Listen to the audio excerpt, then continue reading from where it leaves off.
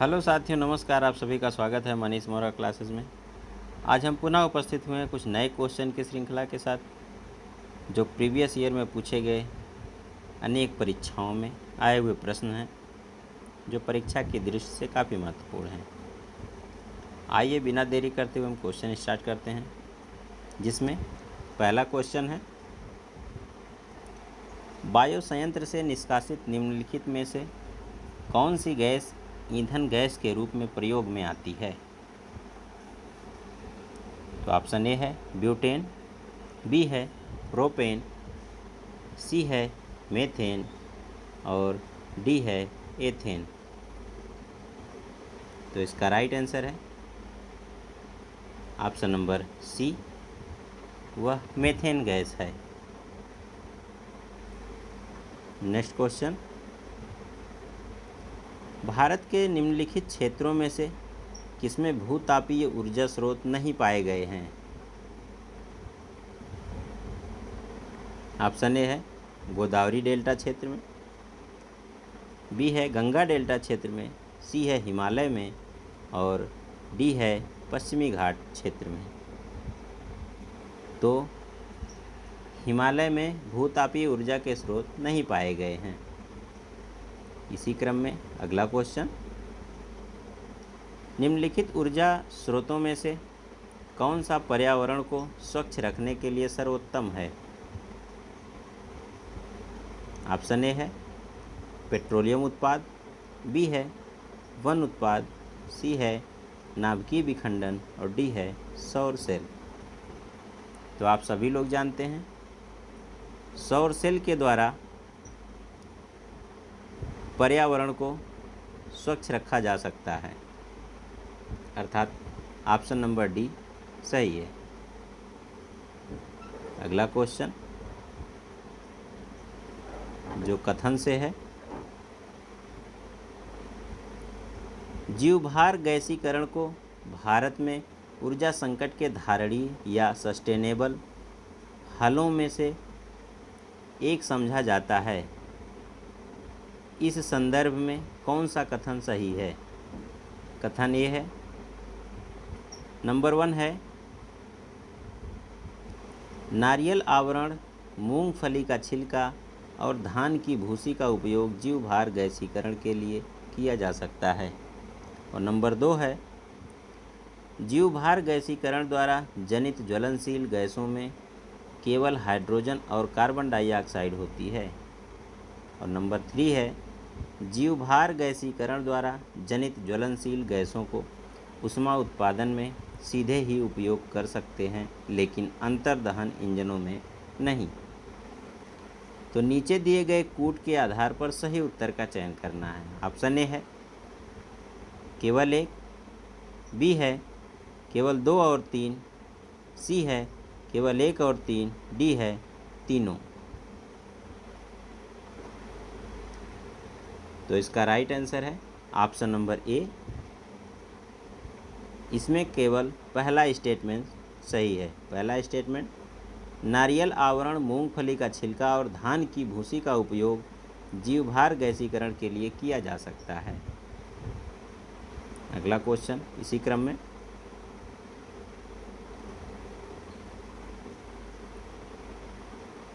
निम्नलिखित वक्तव्यों पर ध्यान दीजिए। क्या है? भारत में संप्रति उपलब्ध प्रौद्योगिक स्तर को देखते हुए सौर ऊर्जा का सुविधा से उपयोग किया जा सकता है। कैसे? नंबर 1 है आवासीय भवनों को गर्म पानी की पूर्ति करने के लिए। नंबर 2 है लघु सिंचाई परियोजनाओं हेतु जल की पूर्ति करने के लिए। नंबर 3 है सड़क प्रकाश व्यवस्था के लिए। और नंबर 4 है कुछ गांवों और छोटे नगरों के समूहों में बिजली की व्यवस्था करने के लिए। तो कौन सा वक्तव्य इसमें से सही है? ऑप्शन ए है सभी, बी है 2 और 4 सही है, सी है 1 और 3 सही है, डी है 1, 2 और 3 सही है। तो इसमें इसका right answer option number D है, जो 1, 2 और 3 स्टेटमेंट सही है।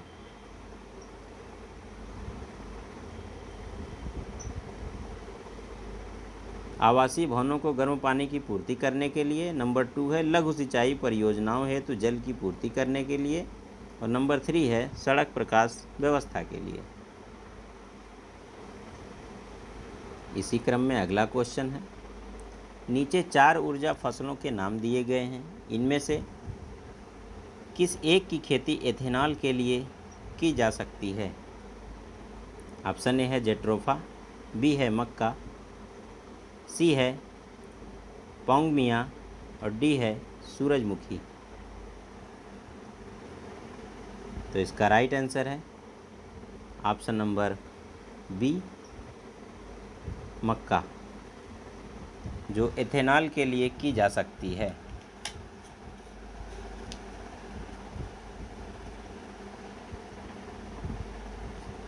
इसी क्रम में अगला क्वेश्चन,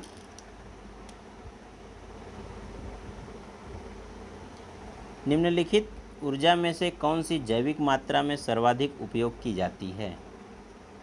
ऑप्शन ए है परमाणु ऊर्जा, बी है सौर ऊर्जा, सी है भू-ऊष्मीय ऊर्जा और डी है ज्वारीय ऊर्जा। तो इसका राइट आंसर है ऑप्शन नंबर बी सौर ऊर्जा। अगला क्वेश्चन, ऊर्जा संकट से क्या तात्पर्य है? ऊर्जा संकट, ऑप्शन ए है जल विद्युत की कमी, बी है कुपोषण के कारण शरीर में ऊर्जा का ह्रास, सी है तापीय ऊर्जा की कमी और डी है कोयला तथा पेट्रोल जैसे जीवाश्म ईंधन के समाप्त होने का खतरा। जैसा कि ऑप्शन से ही पता लग रहा है, इसमें ऑप्शन नंबर डी सही है। अगला क्वेश्चन, जो स्टेटमेंट पर है, जिसमें 3 स्टेटमेंट दिए गए हैं। सूक्ष्म जैविक ईंधन कोशिकाओं या माइक्रोबियल फ्यूल सेल ऊर्जा का धारणीय या सस्टेनेबल स्रोत समझी जाती है। नंबर 1 है ये जीवित जीवों को उत्प्रेरक के रूप में प्रयुक्त कर कुछ सब स्ट्रेटों से विद्युतीय उत्पादन कर सकती है। नंबर 2 है ये विविध प्रकार के अजैव पदार्थ सब स्ट्रेट के रूप में प्रयुक्त करती है। और नंबर 3 है ये जल का शोधन और विद्युत उत्पादन करने के लिए अपशिष्ट जल शोधन संयंत्रों में स्थापित की जा सकती है। तो इसमें कौन सा कथन सही है? ऑप्शन ए है केवल 1, बी है 2 और 3, सी है 1 और 3 और डी है 1, 2, 3। तो इसका राइट आंसर है ऑप्शन नंबर सी, केवल 1 और 3 स्टेटमेंट सही है। इसी क्रम में अगला क्वेश्चन, नाभिकीय शक्ति परियोजना के अंतर्गत पर्यावरणीय प्रभाव जिनका अध्ययन किया जाना तथा हल निकालना जाना है वे हैं, क्या हैं? ऑप्शन ए है वायु, मृदा एवं जल का रेडियोधर्मी प्रदूषण, बी है वन अपरोपण तथा पेड़ पौधों एवं जंतु समूह की क्षति और सी है रेडियोधर्मी अपशिष्ट का निस्तारण और डी है उपर्युक्त सभी। तो इसका राइट आंसर है ऑप्शन नंबर डी उपर्युक्त सभी। अगला क्वेश्चन, निम्नलिखित ईंधनों में से कौन सा न्यूनतम पर्यावरणीय प्रदूषण उत्पन्न करता है? ऑप्शन ए है डीजल, बी है कोयला, सी है हाइड्रोजन और डी है मिट्टी का तेल। तो इसका राइट आंसर है option number C hydrogen.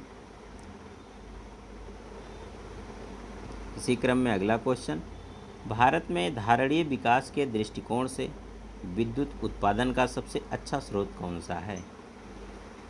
Option A है कोयला, बी है खनिज तेल एवं गैस, सी है जल विद्युत और डी है परमाणु ऊर्जा। तो इसका राइट आंसर है ऑप्शन नंबर सी जल विद्युत, जो सबसे अच्छा स्रोत माना जाता है।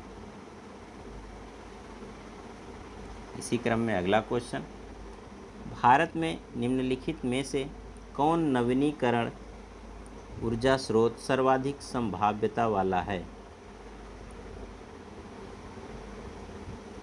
ऑप्शन ए है सौर शक्ति, बी है जैव पुंज शक्ति, सी है लघु जल विद्युत शक्ति और डी है अपशिष्ट से अर्जित।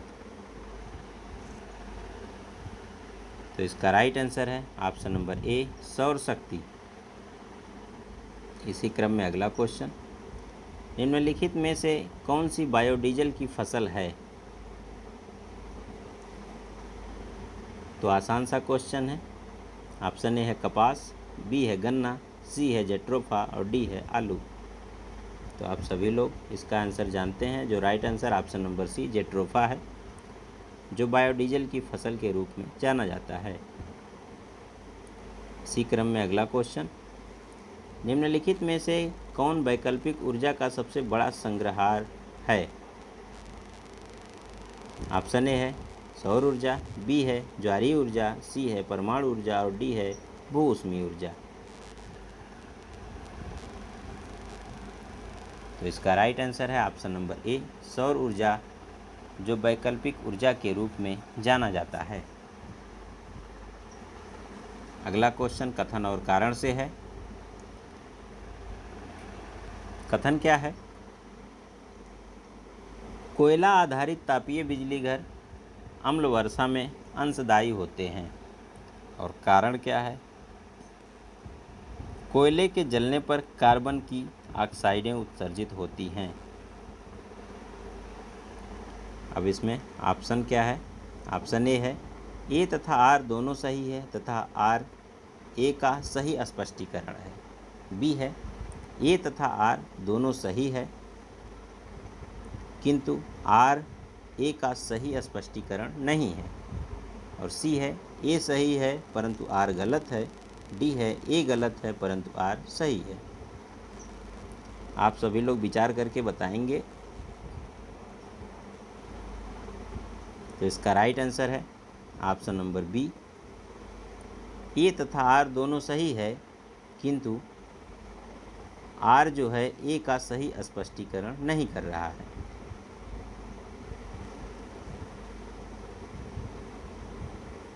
इसी क्रम में अगला क्वेश्चन, जो दो स्टेटमेंट दिए गए हैं। भारत में जैविक डीजल के उत्पादन के लिए जेट्रोफा करकास के अलावा पोंगामिया पिनाटा को भी क्यों एक उत्तम विकल्प माना जाता है? नंबर 1 है भारत के अधिकांश शुष्क क्षेत्रों में पोंगामिया पिनाटा प्राकृतिक रूप से उगता है, और नंबर 2 है पोंगामिया पिनाटा के बीजों में लिपिड अंश बहुतायत में होता है। तो इसमें कौन सा कथन सत्य है? ऑप्शन ए है केवल एक सत्य है, बी है केवल 2 सही है, सी है 1 और 2 दोनों सही है और डी है न तो 1 सही है और न ही 2 सही है। तो इसका राइट आंसर है ऑप्शन नंबर सी 1 और 2 दोनों सही है। अगला क्वेश्चन स्टेटमेंट से है।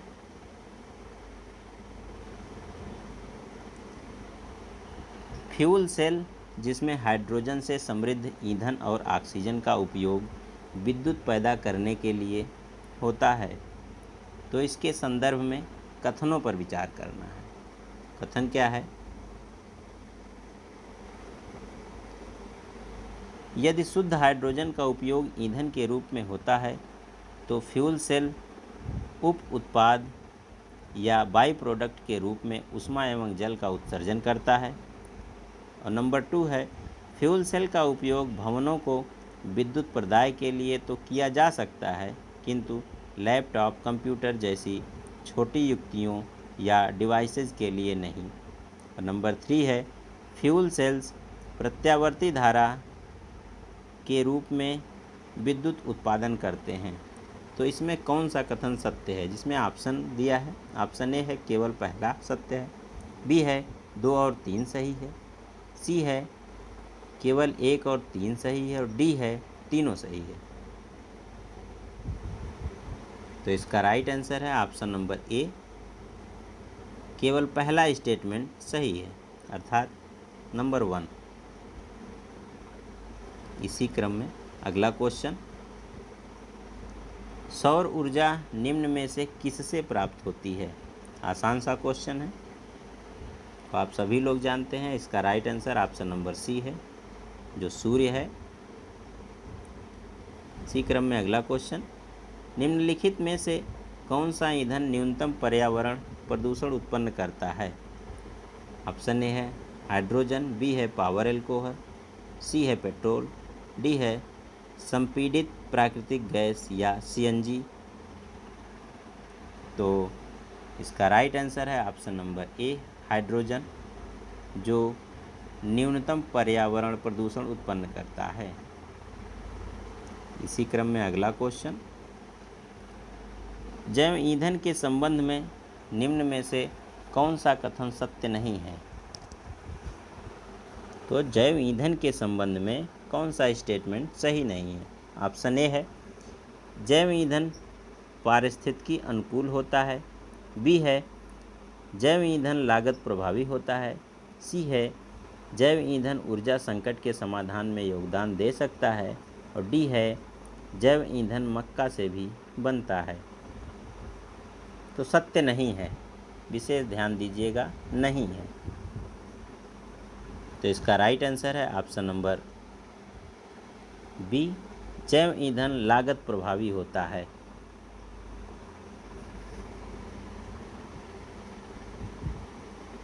अगला क्वेश्चन, ऊर्जा के किस रूप में प्रदूषण की समस्या नहीं होती है? ऑप्शन ए है कोयला, बी है परमाणु, सी है पेट्रोल, और डी है सौर। तो इसका राइट आंसर है ऑप्शन नंबर डी, सौर। अगला क्वेश्चन, एन, पी और के का अर्थ है? ऑप्शन ए है नाइट्रोजन, फास्फोरस और पोटेशियम, बी है नाइट्रोजन, फास्फोरस और कैल्शियम, सी है नाइट्रोजन, पोटेशियम और कैटायन कंटेंट, डी है नाइट्रोजन, फास्फोरस और एक रेडियो एक्टिव सॉइल कंपोनेंट्स। तो इसका राइट आंसर है option number A, N for nitrogen, P for phosphorus और के फॉर पोटेशियम सही है। अगला क्वेश्चन, निम्न में से कौन सा पदार्थ बायोगैस संयंत्र में प्रयोग नहीं होता है? ऑप्शन ए है पशु का मल, बी है खनिज तेल, सी है जैव कचरा, और डी है मानव मल। तो इसका राइट आंसर है ऑप्शन नंबर बी, खनिज तेल, जो बायोगैस संयंत्र में प्रयोग नहीं होता है। अगला क्वेश्चन, ऊर्जा का नवीकरणीय स्रोत है? ऑप्शन ए है कोयला, बी है पेट्रोलियम, सी है पौधे, और डी है यूरेनियम। तो आप सभी लोग बताएंगे इसका आंसर। तो इसका right answer option number C है, पौधे। अगला क्वेश्चन, सौर सेल द्वारा किस ऊर्जा को विद्युत ऊर्जा में बदला जा सकता है? ऑप्शन ए है रासायनिक ऊर्जा द्वारा, बी है नाभिकीय ऊर्जा द्वारा, सी है प्रकाश ऊर्जा द्वारा, और डी है चुंबकीय ऊर्जा द्वारा। तो इसका राइट आंसर है ऑप्शन नंबर सी, सौर सेल को प्रकाश ऊर्जा द्वारा विद्युत ऊर्जा में बदला जाता है।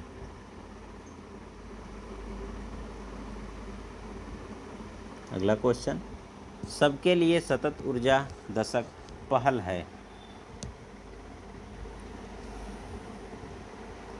ऑप्शन ए है संयुक्त राष्ट्र संघ का, बी है भारत का, सी है जर्मनी का, और डी है विश्व बैंक का। तो इसका राइट आंसर है ऑप्शन नंबर ए, संयुक्त राष्ट्र संघ का सबके लिए सतत ऊर्जा दशक एक पहल है। अगला क्वेश्चन, तप्त भौम जल से किस प्रकार की ऊर्जा प्राप्त होती है? ऑप्शन ए है भूतापी ऊर्जा, बी है जल विद्युत ऊर्जा, सी है सौर ऊर्जा और डी है इनमें से कोई नहीं। इसका राइट आंसर है ऑप्शन नंबर ए, भूतापीय ऊर्जा, जो तप्त भौम जल से प्राप्त होती है। अगला क्वेश्चन, पारिस्थितिक तंत्र में ऊर्जा का स्रोत क्या है? ऑप्शन ए है सौरीय विकिरण, बी है ब्रह्मांड विकिरण, सी है भूतापीय ऊर्जा, डी है इनमें से सभी। तो इसका राइट आंसर है ऑप्शन नंबर डी, इनमें से सभी पारिस्थितिकी तंत्र में ऊर्जा के स्रोत माने जाते हैं। इस सेशन का लास्ट क्वेश्चन, निम्नलिखित में से क्या पेट्रोलियम से प्राप्त नहीं होता है?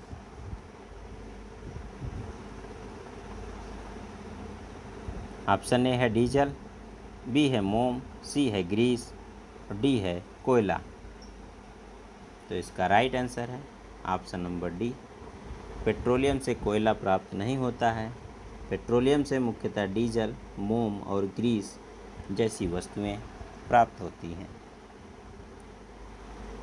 तो दोस्तों, यह सेशन आपको कैसा लगा?